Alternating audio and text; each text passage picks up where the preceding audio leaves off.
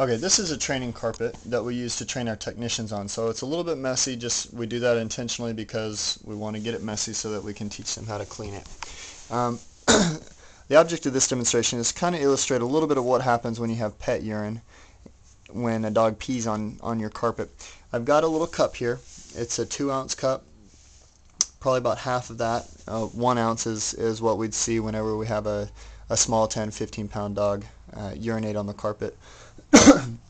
And wanted to just kind of show you a little bit about what happens. If you look at the carpet, you see how the water just beads up on the surface right there?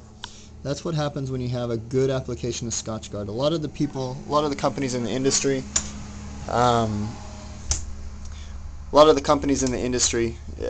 use what we call AquaGuard, where they just kind of water down the Scotchgard until it's just of nil effect. And so you want to make sure that whoever does apply the Scotchgard actually is an authorized Scotchgard applicator. They know what they're doing. They don't water it down, and they applicate the real stuff and not some watered down mixture. But anyways, when your dog urinates on your carpet, I'm going to pour down about half of this. You can see that it's just beating up on the surface right there. It does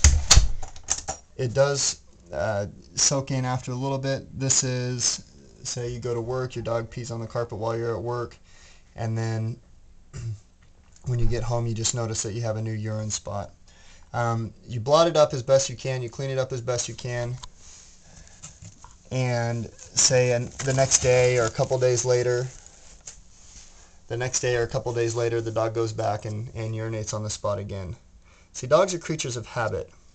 One thing that they're going to do is they're going to continue to go over the same spot, over the same spot, over the same spot. And where it might just be a half ounce here, a half ounce there, they'll continue to go to that same spot and just drive the urine down into the carpet and into the padding. And you can see over time that it doesn't just stay on the surface. It eventually goes into the backing of the carpet, as I'm about to demonstrate.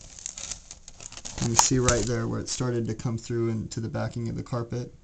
And that's just with 2 applications. Now, the carpet is still wet. It's going down into the pad now as well. The carpet is still wet, and so it's not going to, just because of saturation points, it's going to take a little bit more than maybe 2 of those urinations to get down into the backing of the carpet and into the pad. It might take 3 or 4, but the carpet's going to reach a point where it just can't hold any more urine, whether it's dry or whether it's wet.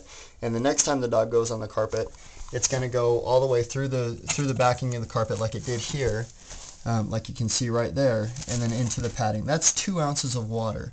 Now what that means to you as a homeowner is that 2 ounces of pet urine, which is what yours will be, is going to be in the padding of the carpet. So it doesn't matter how good the carpet here is cleaned. What matters is that urine is going to still be in the padding, and no matter how good we clean it, it's not going to come out of the padding. So you have a couple different options.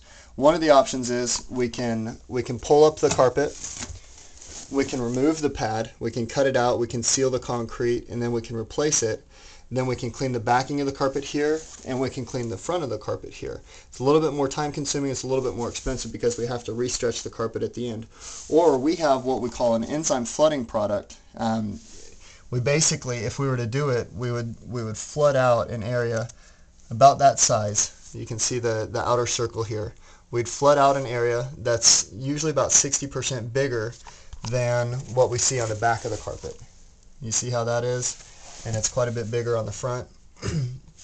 We want to make sure that we're covering all of the area we're getting as much urine out of the backing of the carpet and out of the padding as possible. And so we would literally saturate this whole area with an enzyme that goes down into the padding, it goes down into the concrete or the wood subfloor, whatever you have. We let it soak for about 45 minutes. It totally sanitizes it, totally takes away any type of odor or discoloration. Usually about 95% successful with the discoloration. If anyone tells you 100% guaranteed, I would keep looking, because nobody can guarantee anything 100%. It's about 95% accurate that we can get just about anything out as far as the discoloration is concerned. It's 100% guaranteed that we can get the smell out. Anyways, with the urine, we then extract it. A lot of our clients call it the super sucker. It's a unit that extracts about 85% of the water. It will be wet for about 24 to 30 hours. in this one particular spot where we've flooded it. But it should take care of it to where your dog does not go back to that same spot and urinate any further. A lot of times, again, they're creatures of habit. They're going to continue to just go back to the same spot over and over and over again.